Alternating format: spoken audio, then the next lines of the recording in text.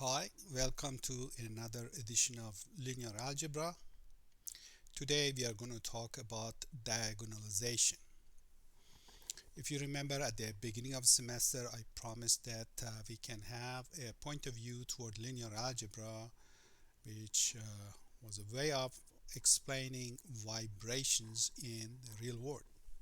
So we wanted to make a connection between mathematics and the physical world. So we are building a bridge between these two. So here's a very nice bridge, and it is going to remind us of what we are trying to do today. Now, the material at the end of the semester, I'm going to present them slightly different order than what is in the text, just so that I bring this issue up and try to go full circle, so to speak, and go back to the beginning of a semester and live up to the promise we made. So the clue, the key that connects these two is diagonalization. So I'm going to explain that in the simplest context of 2 by 2 matrices we just did, and then after we are done with this we are going to go back to continuing with 3 by 3 matrices and so on, which is going to be a whole lot more algebra. So let's see what is in store for us here. So we are going to talk about diagonalization. What does that word mean? Diagonalization means we are trying to make something look diagonal. Why diagonal? Because we said working with diagonal matrices is very easy, and life is going to be a lot easier if we can force our matrices to become diagonal. So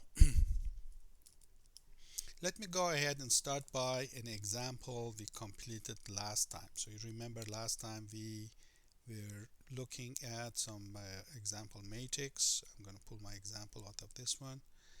We had this matrix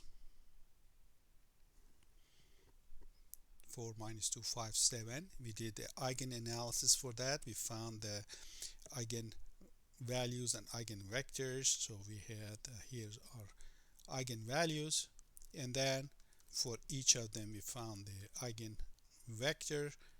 Hopefully you learn how to do that. So we are going to start with that. So that's going to be our starting assumption that we have done that component, and then see how we can use this information to actually create our diagonalization very quickly. So we are kind of harvesting that information. So let me remind you, we had a matrix M which was 4 minus 2 5 minus 7, and for that we found one eigenvalue. Number 1 was minus 6, and eigenvector number 1 was 1 5, I believe. And then let's write number 2 here. Lambda 2 was 3, I believe, and the eigenvector for that was 2 1.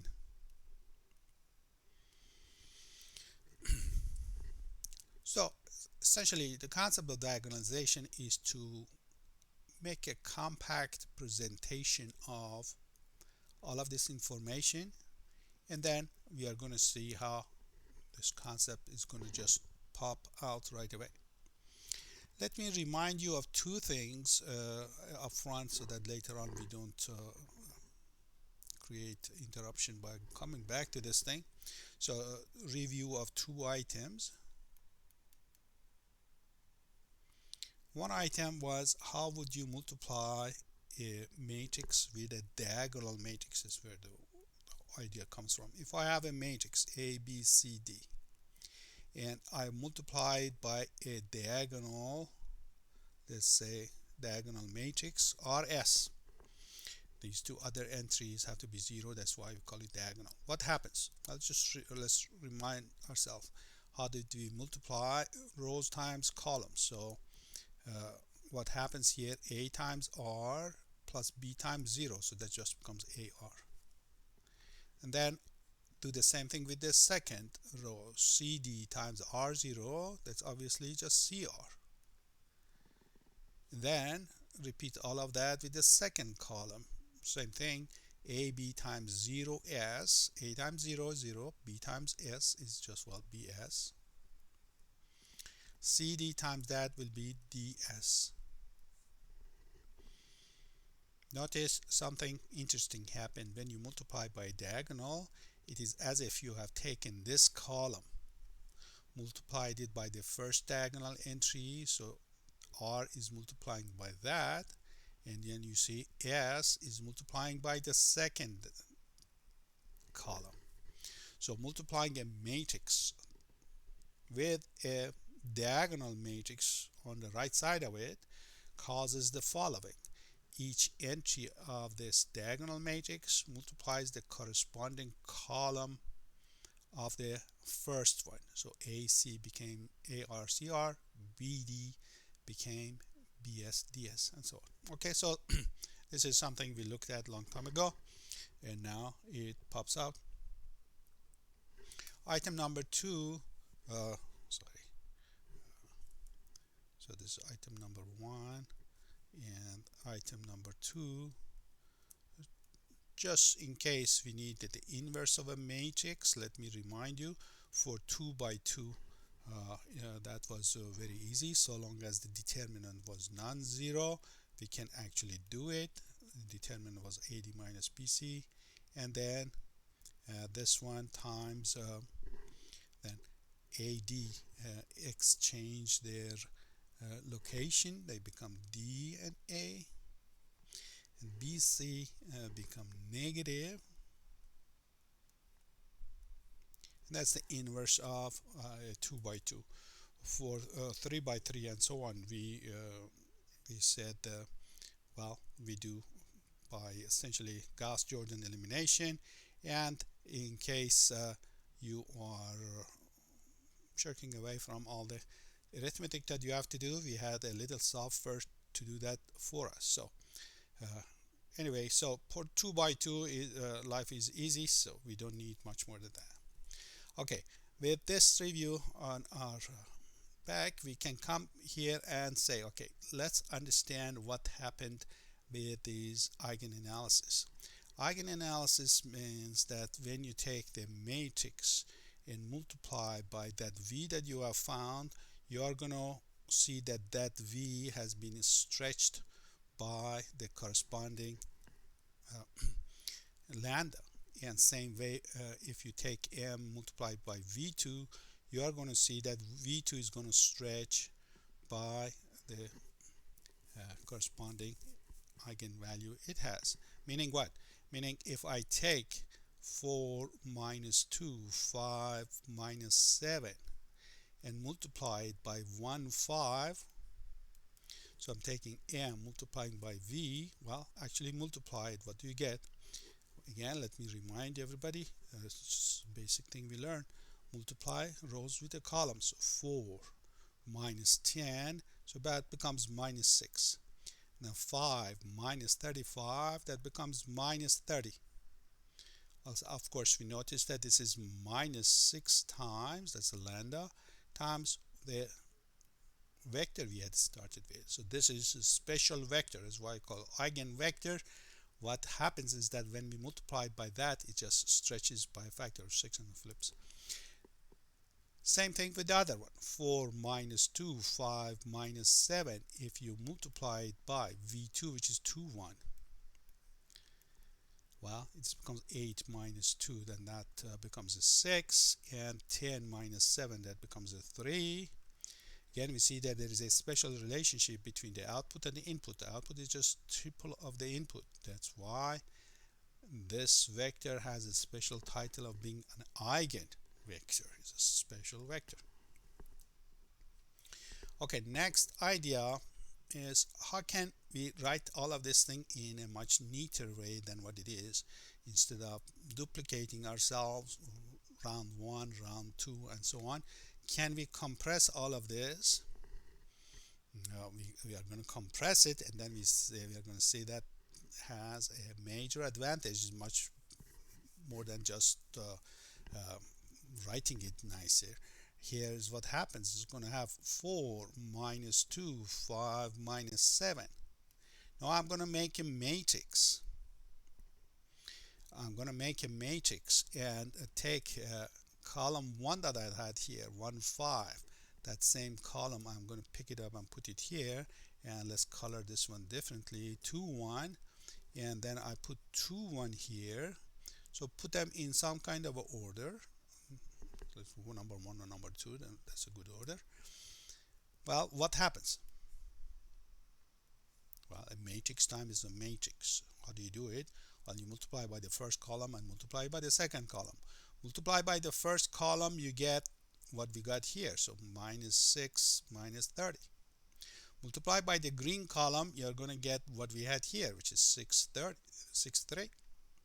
Okay, that doesn't look all that impressive. Also, you multiplied and you got something. Here's impressive, it starts here.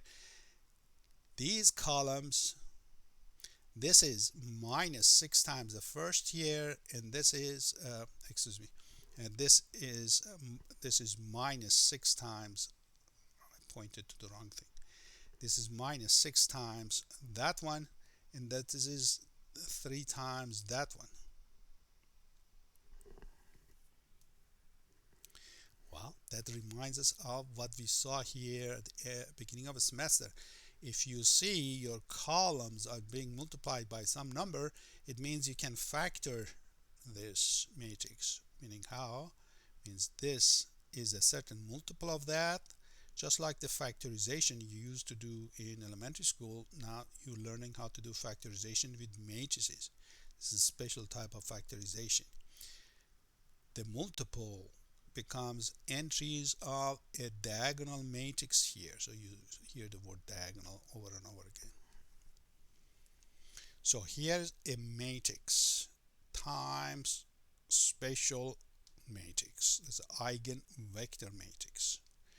That same eigenvector matrix shows up here, and then times a diagonal matrix. Diagonal matrix, the entries are also special. They are exactly our eigenvalues. So let's write this thing in a more suggestive way. So I have the original matrix M. These are my eigenvectors V1 and V2. Packing them together, let's call it V. Out comes on the other side V, and I need to give a name for this creature since they are all lambdas. Okay, lambda 1, lambda 2, maybe the way I refer to it will be L.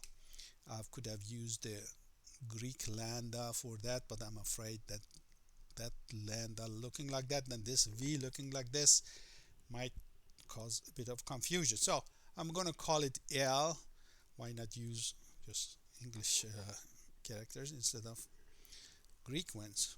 So I have MV is equal to VL. Product of this matrix times eigenvector matrix is equal to that eigenvector matrix times the diagonal matrix of eigenvalues, the lambdas.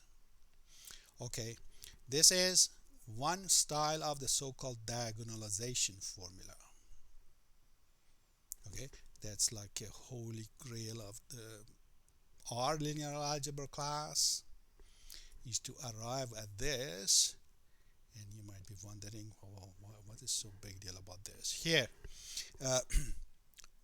take this V to the other side. I have to multiply by V inverse. Notice to do that, I need to multiply by the inverse. And you remember, with the matrices, when we do something, we have to do it in proper order. So if this V inverse on the right, here has to be on the right too.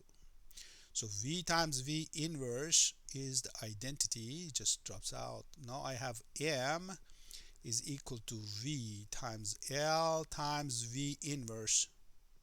So V inverse is the inverse of this matrix. In case you are curious how to find the inverse, well, we have learned tools for that. For 2 by 2 is easy. Bigger than that, we have that software, or you just do by hand. So let's not get distracted by how to do that. We already know how to do that. So I just leave it like that for a moment. And I just leave it MV inverse. If we need to calculate it, we know how to calculate it. Okay, I took this v to the right hand side. Somebody might say, well, why don't you take this v to the left hand side?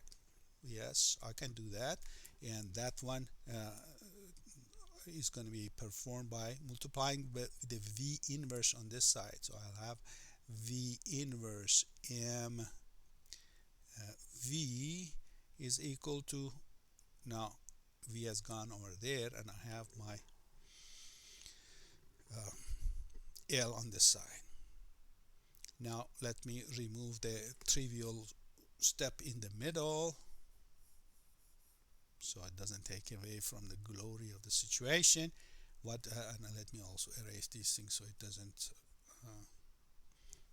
that was 3 times that one. Okay, these three formulas are different forms of the diagonalization formula.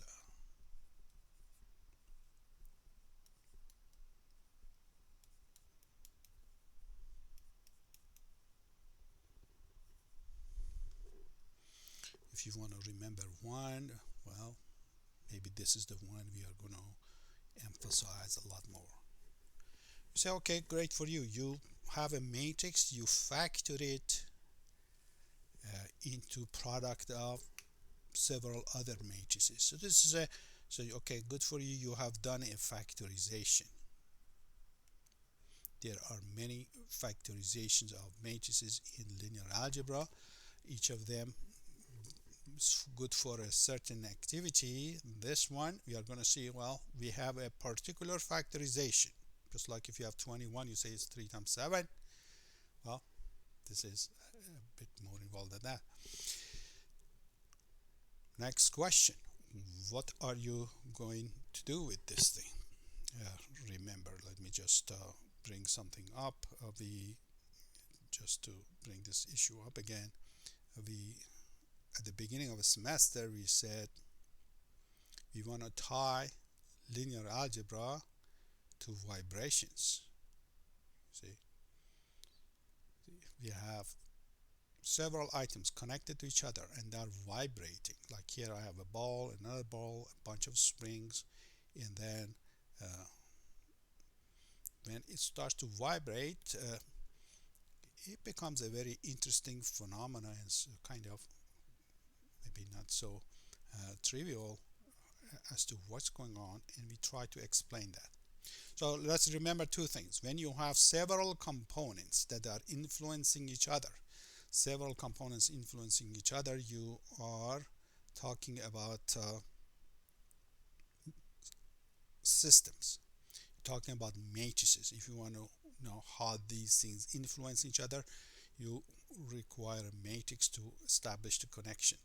And then we want to know, how does it move, how does it vibrate. It's going to require everything we did. So that's one reason we are doing what we are doing. Let's go ahead.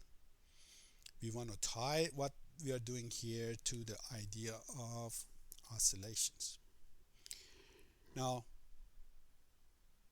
that tie comes in after a few mathematical steps. So we have to go ahead and have a bit of a commercial for other things in mathematics you learn to establish the connection. In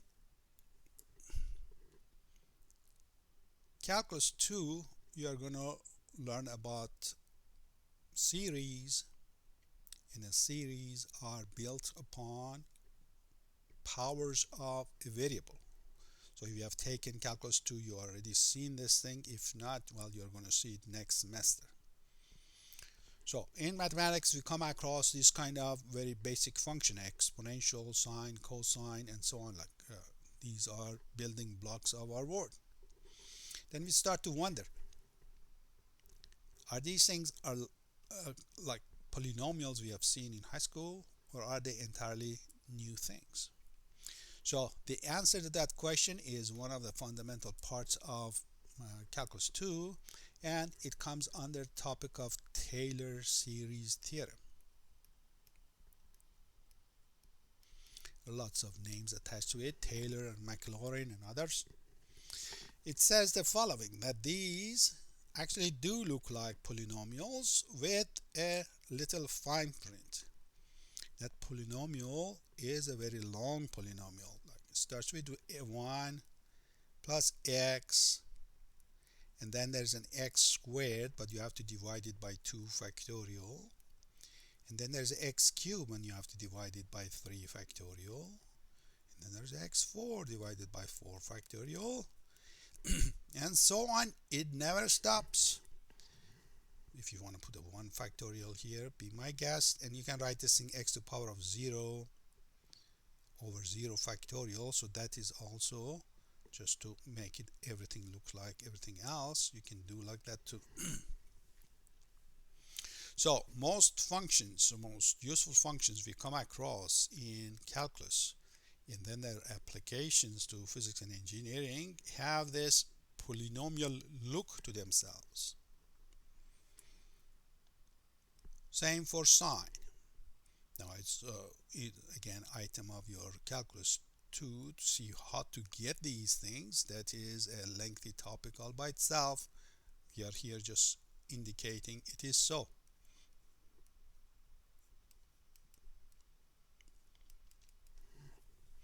When these summations go on and on without stopping, we refer to these things as series. So series, sum of infinitely many numbers. So we have sine, we also have cosine.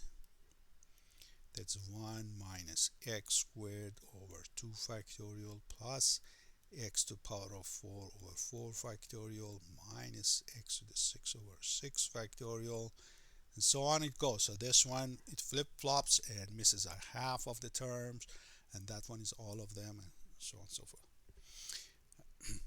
There are a few other nice easy ones, but gradually things do get complicated. Like if you want to look at tangent and cotangent and secant, it becomes a very challenging topic as to what's on the other side. But in physics, most often everything is just resolved by sine and cosine. These two are the main attractions, and the other ones are kind of mathematical creatures. Okay, now what? Well, when we said our physical world is made out of these components. The components interact with each other. That interaction is recorded as a matrix. You want to explain the movement of those systems. You are going to be using these functions with a new twist on complication, that instead of just one single number, we need a matrix in that location. Like I need to know what is e to the m, or sine of m, or cosine of m, and so on. With m being a matrix.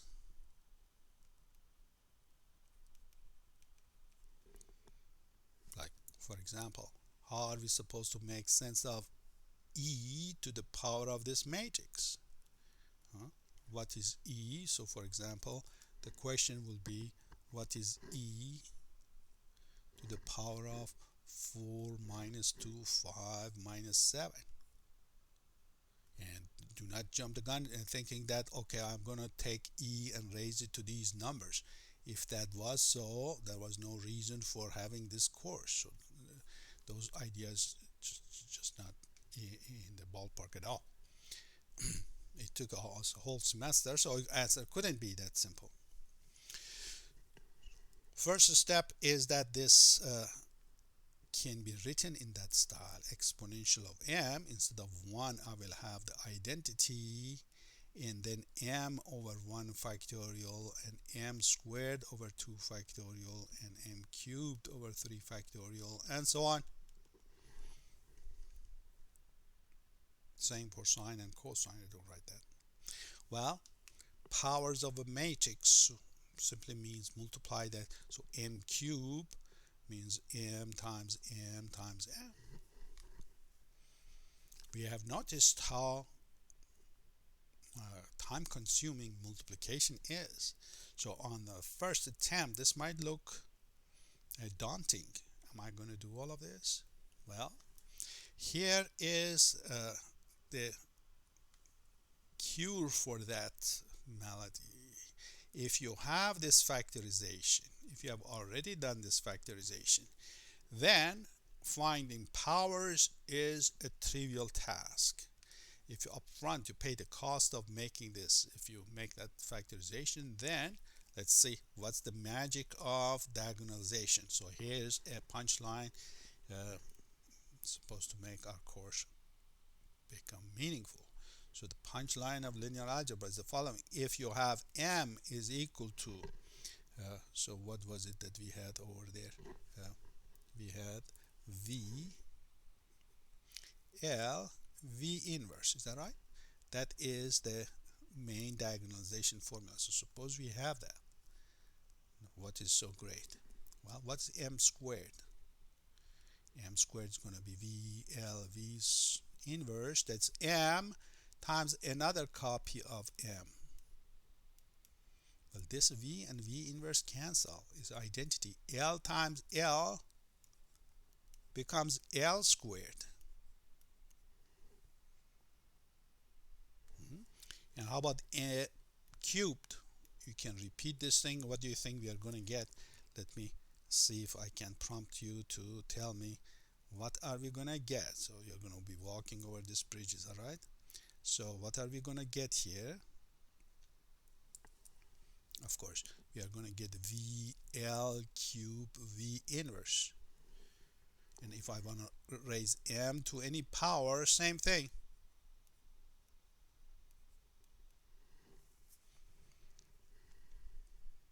Well, do you see how magical that is? Why is this thing magical?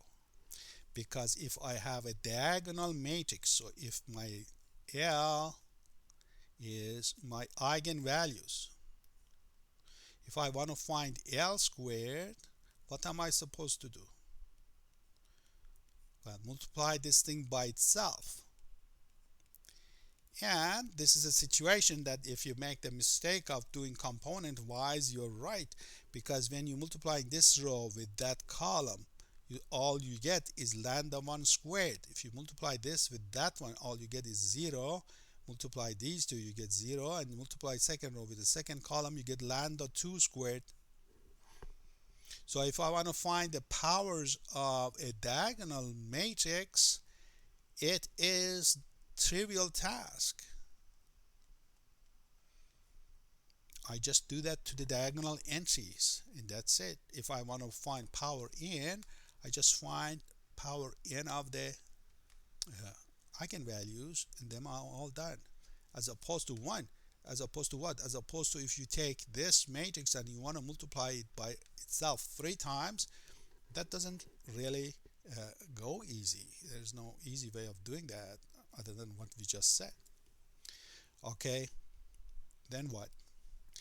Then what happens is that if you want to do anything to a matrix, like exponential, sine, cosine, any function that looks like a polynomial, is made out of powers of m, any function that's made out of powers of m, if I want to do anything to a matrix, then that's going to be v times do that activity to the diagonal matrix of eigenvalues, then multiply by v inverse.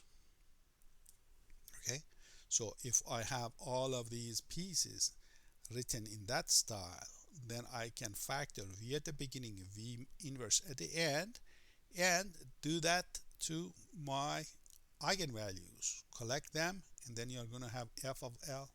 So what does that mean?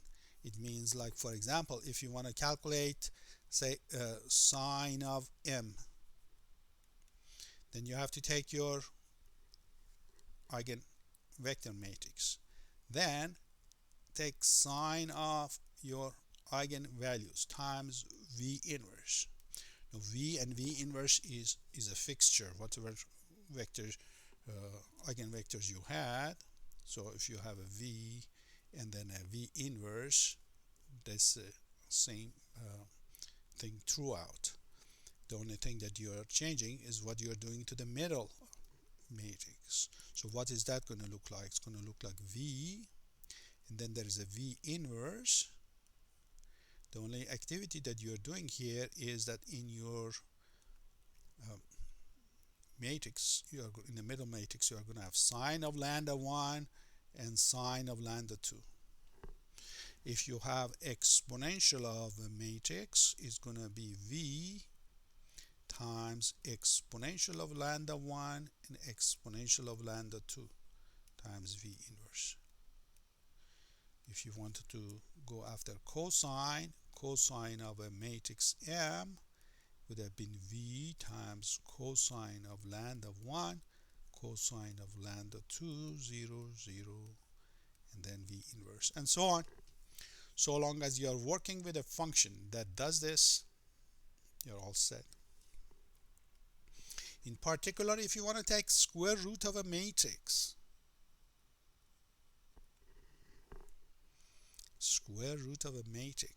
what you are going to be doing there is V square root of the middle matrix times, and how do you write that? That's just V times square root of lambda 1, square root of lambda 2, 0, 0, and V inverse. So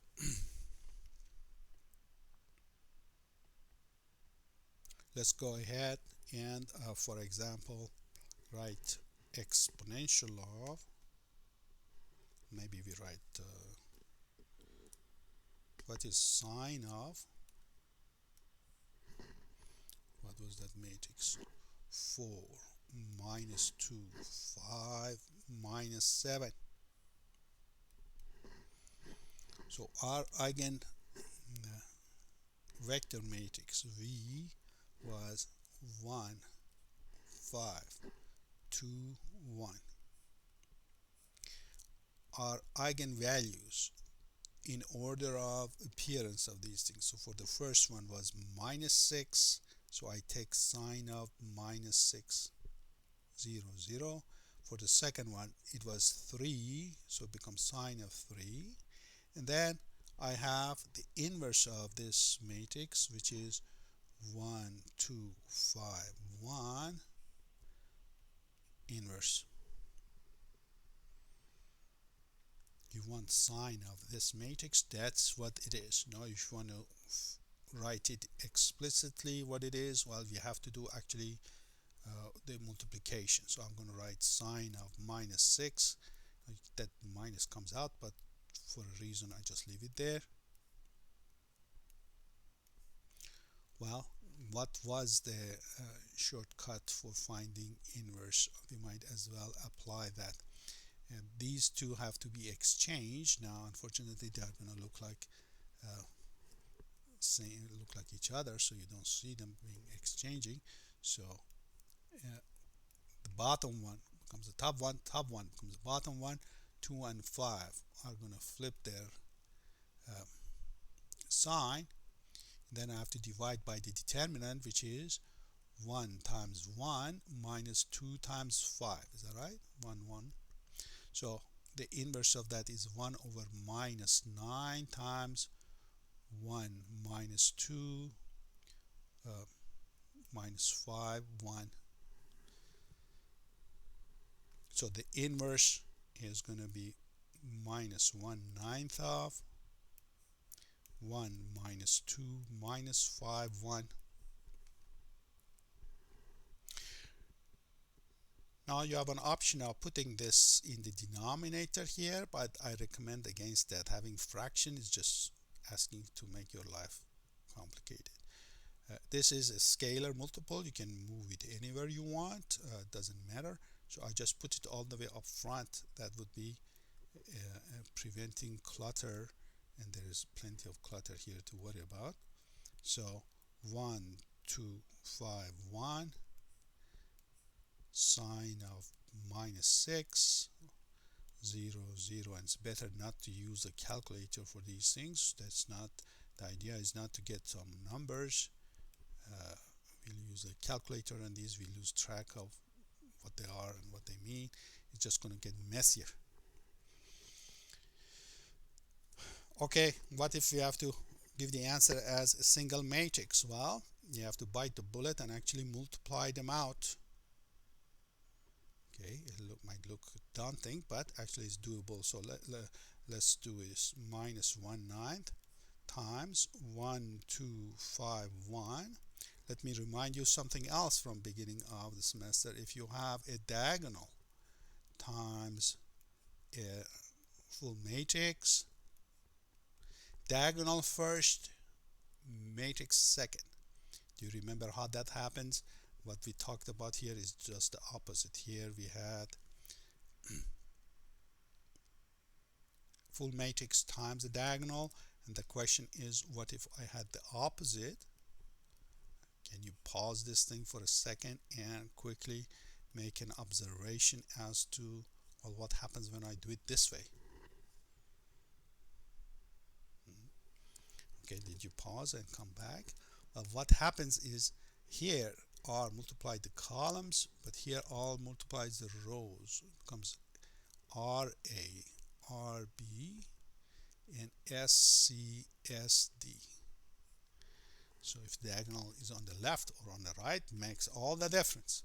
So here when you are multiplying, if you are multiplying these two first, the diagonal is on the right of that, and these entries multiply these columns. If you multiply these two first, you have a choice doing either way. These diagonal entries multiply the rows first. So let me do it like that. So 1 times sine of minus 6, which is just sine of minus 6, minus 2 times that, minus 2 times sine of minus 6, and then same thing with so I have minus 5 times sine of 3, and then 1 times, so if you want to write to 1 times sine of 3. So in parentheses we have our eigenvalues. Now again, minus 1/9 comes up front, and I have 1, 2, 5, 1. Let me multiply it out instead of writing again. I need to make a lot of room here because it's going to be lengthy. So remember, you're multiplying this row with that column. Patiently write it. 1 times 1 is just 1. Sine of minus 6. 2 times minus 5 is minus 10. Sine of 3, comma. Then this multiplying by that second column, minus 2 sine of minus 6 plus 2 sine of 3. And then do it again with the second row. So 5 times 1 is just 5 sine of minus 6, and then minus 5 sine of 3, and then comma. 5 times minus 2 is minus 10 sine of minus 6, and then 1 times 1 is just 1 sine of 3.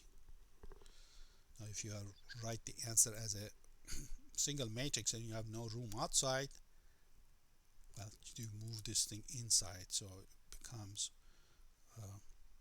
minus sine of minus 6 plus 10 sine of 3 over 9, and so on. So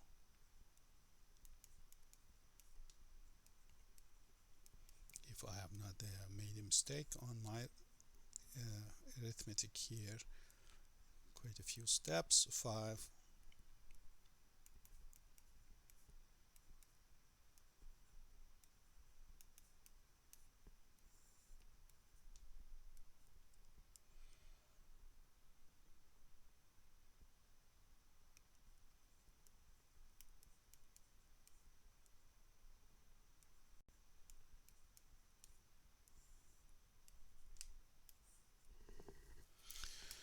so what was the question by now? We didn't lose track of. The question was, what is the sine of, what is our matrix? 4 minus 2, 5 minus 7.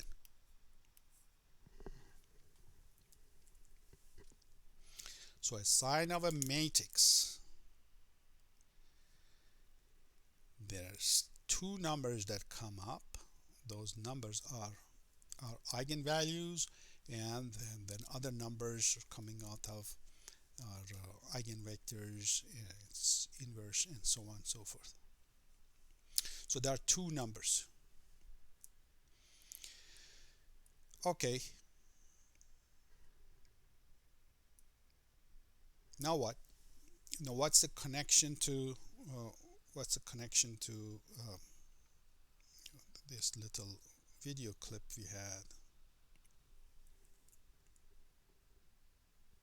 So let me just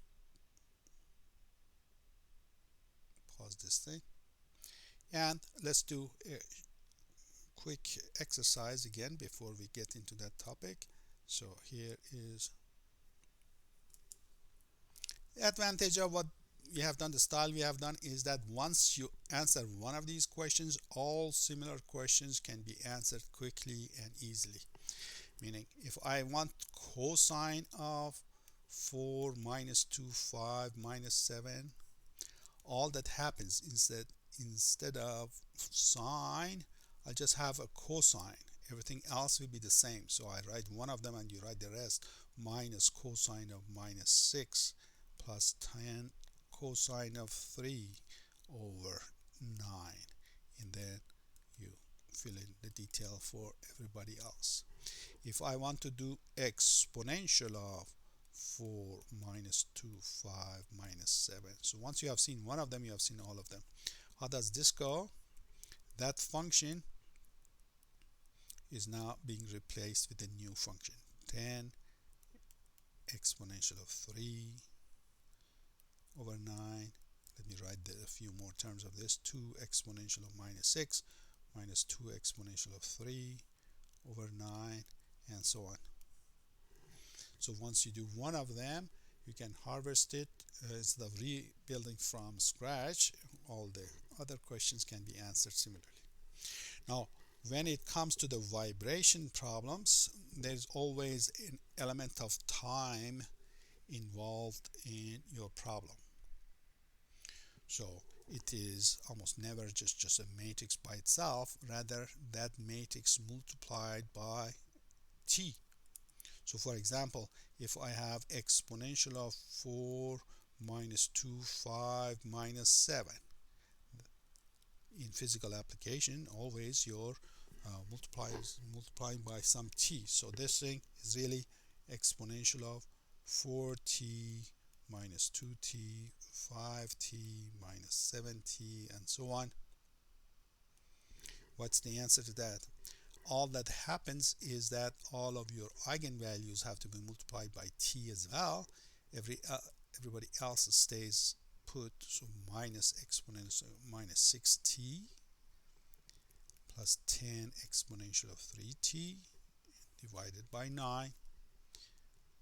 If you don't believe me, so I'll do it from scratch. You'll see just t pops out in these places.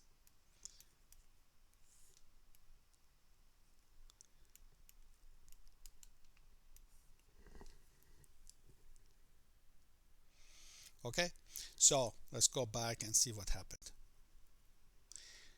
Here is main achievement of our course,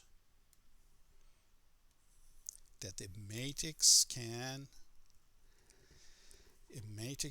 be factored in a particular way that makes all the other elements of calculus be easy. A matrix can be factored as, well, most matrices we have dealt with all those special cases that makes this thing a bit even harder than what it is right now.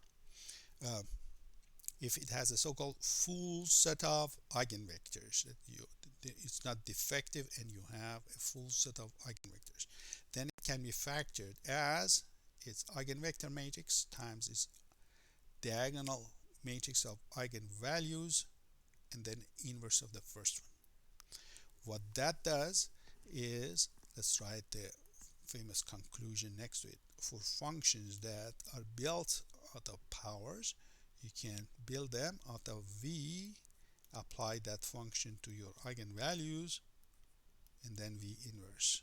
So that is the item we harvest from these things, and that is what is used for vibration analysis. So in your engineering classes they might call it modes of vibration and so on, various frequencies. What happens, those frequencies, okay, so those frequencies are just these